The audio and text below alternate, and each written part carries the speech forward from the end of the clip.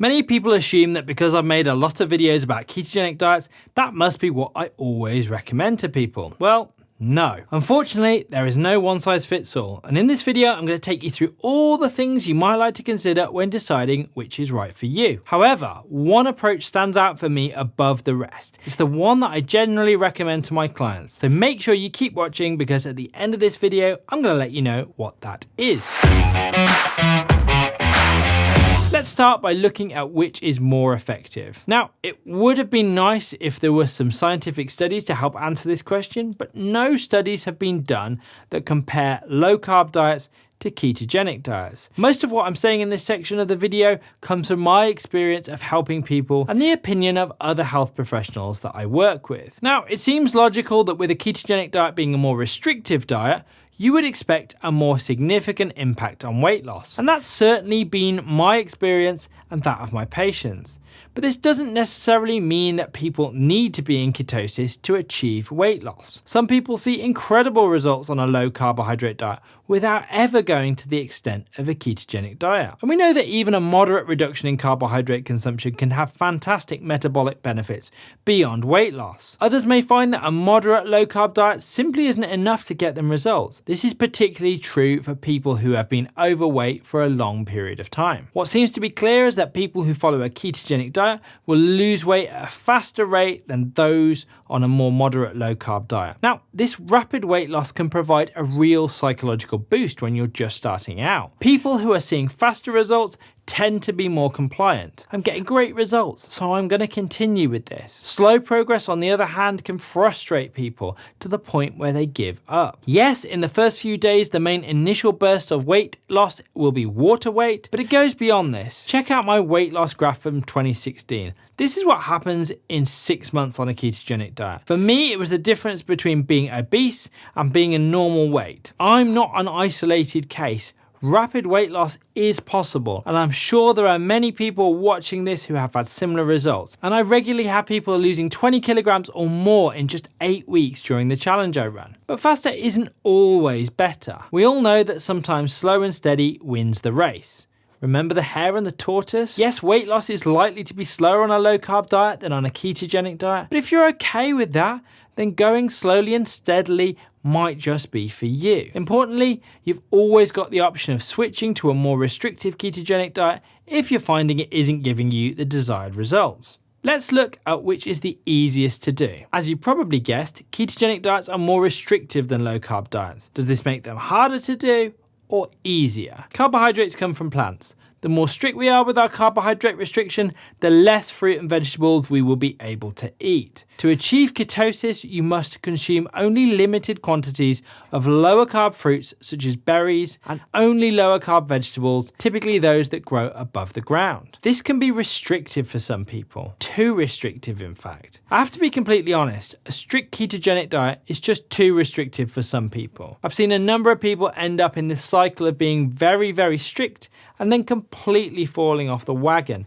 taking some months to get back on it. I wonder if some of you can relate to this. Let me know in the comments down below. Others don't mind this restriction. In fact, having a smaller palette of ingredients or meals to choose from can actually make things easier. Have you ever sat down in a restaurant and been completely overwhelmed by the number of items on the menu to the point where it's hard to choose what you want to order? That's the paradox of choice. The more options we have, the harder it can be to make decisions. We bought a new bed recently. My wife and I went to a showroom and we picked the bed we wanted. We were then handed a big book full of all the different fabric options, a huge choice of different fabrics in every color imaginable. It was overwhelming. So we left and ended up buying one from IKEA where there was only one option, blue. For others, variety is important and may increase enjoyment and sustainability by providing more flexibility. With a moderate low-carb diet, you can enjoy a wider variety of fruits and vegetables. But this slightly more relaxed low-carb approach doesn't mean you should start adding in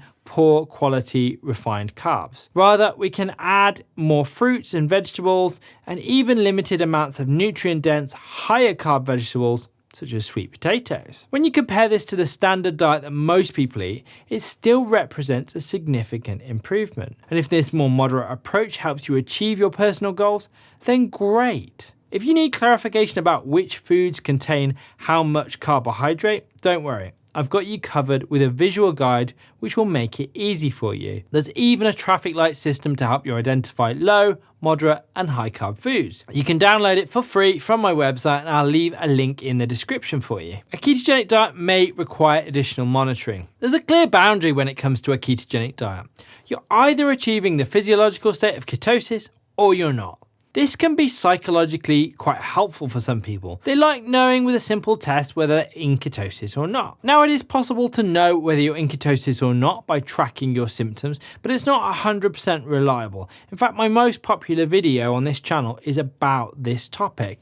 I'll link to that again up here. But blood ketone monitoring is the only way to know for sure. And this is definitely a downside of ketogenic diets because you have to prick your finger to check your blood ketone levels. And well, it's not nice, and the ketone testing strips are also quite expensive. You can use urine dipsticks to test your ketone levels. These are inexpensive and are particularly useful when you start. However, they do become less useful over time because we stop excreting ketones in our urine after a few weeks on a ketogenic diet. With a moderate low carb diet, you will need to keep track of your carb count, especially when you are first learning. So you don't need to do anything invasive like blood monitoring. But this is a much fuzzier line than the yes, no, am I in ketosis or not? Eating out is another consideration. Whilst it's entirely possible to remain on a strict ketogenic diet and still eat out, it makes things a little bit more complicated because irrespective of the restaurant, menus tend to be quite carb heavy. Being on a moderate low carb diet certainly makes this experience easier.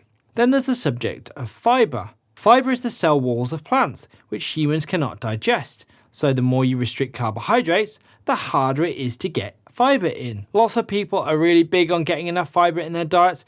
I'm not overly convinced by it personally, but that's another video for another day. And what about side effects? Well, a moderate low carb diet is generally well tolerated and switching to it shouldn't cause you any side effects whatsoever. The same, however, is not true for ketogenic diets, especially when you suddenly change onto one. Because we see rapid improvements in the amount of insulin our bodies produce, our kidneys no longer need to hold on to so much fluid. Additionally, some salts are lost alongside that fluid. And on the positive side, people quickly look less bloated as that water weight is rapidly lost. But on the negative side, it can produce a collection of symptoms such as headaches, fatigue, changes in your bowel habit, sleep disturbances, and these are commonly known as keto flu. These symptoms shouldn't be a reason to avoid a ketogenic diet. They are to be expected as your body changes to a new fuel source that it's not used to. Some people advocate for slowly weaning off carbohydrates in order to minimize these symptoms, but it can be tricky to slowly wean yourself off carbohydrates,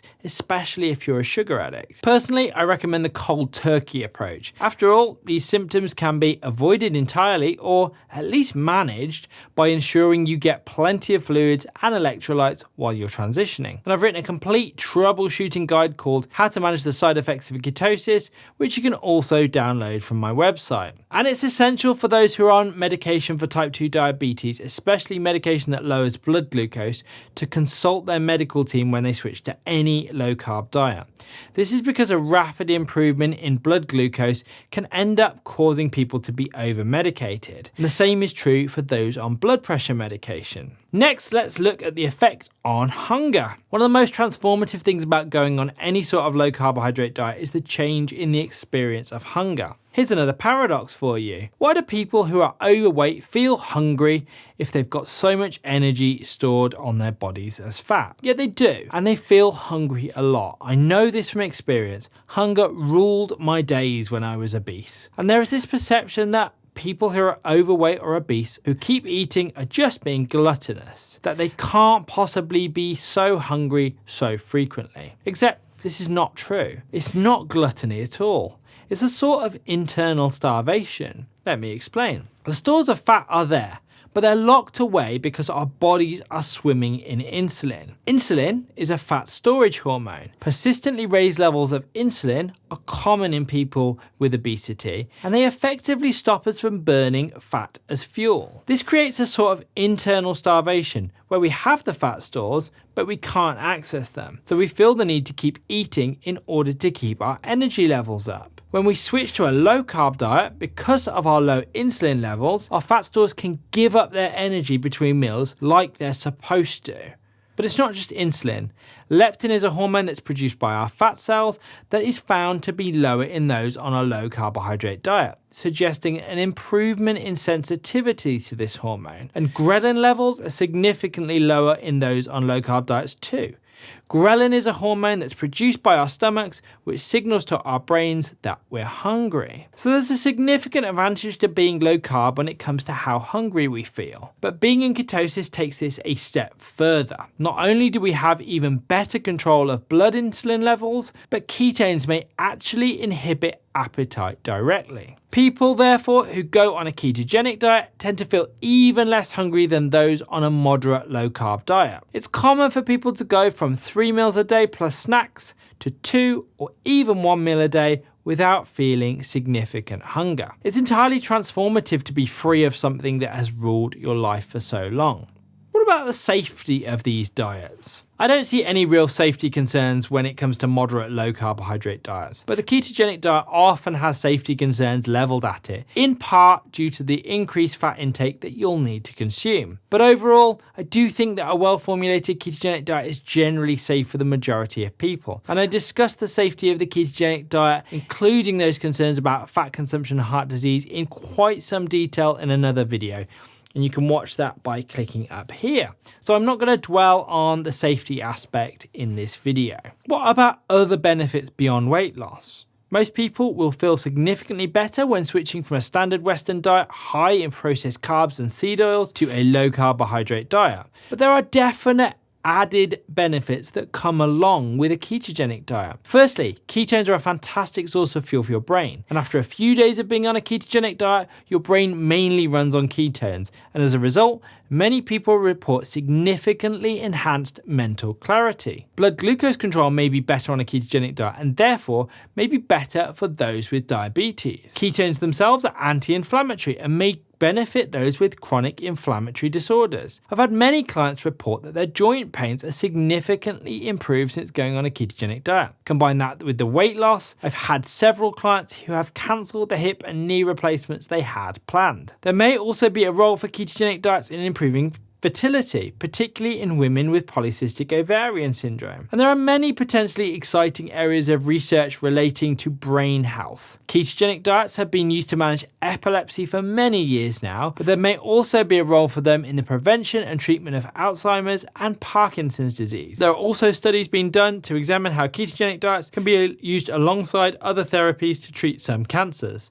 So those are the major things we need to consider when trying to work out which is right for you. And much of it depends on where you're starting from, your health goals, and what type of person you are. Do you prefer to rip the plaster off, or do you like to peel it off slowly? Do you want to look through the swatch book and pick the best fabric for your bed, or will you choose the bed from IKEA? And I've made this sound like you have to choose one or the other. In reality, you can switch between the two as it suits you. But at the beginning of this, I said I'd tell you what the approach that I recommend to most people is. This is what I generally coach clients to do as part of the group coaching program that I run. I recommend that people start out on a strict ketogenic diet by following the tried and tested, well-formulated meal plans that we provide. We then coach them through how to minimize the side effects caused by the transition into ketosis. People then usually see really quick results, which, as I mentioned earlier, is very motivating. And then when their hunger starts to improve, we start to introduce intermittent fasting to accelerate the process even more. What I want is for my clients to really experience the power of a strict ketogenic diet, how incredibly effective it is both for weight loss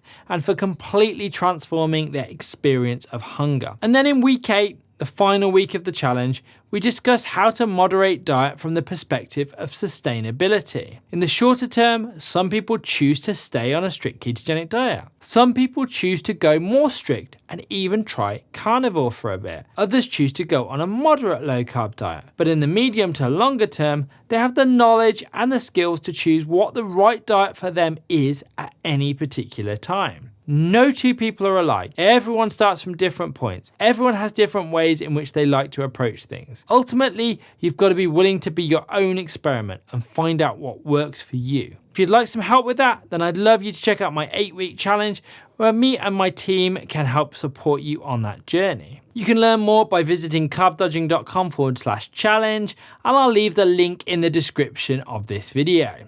Otherwise, that's it for today's video.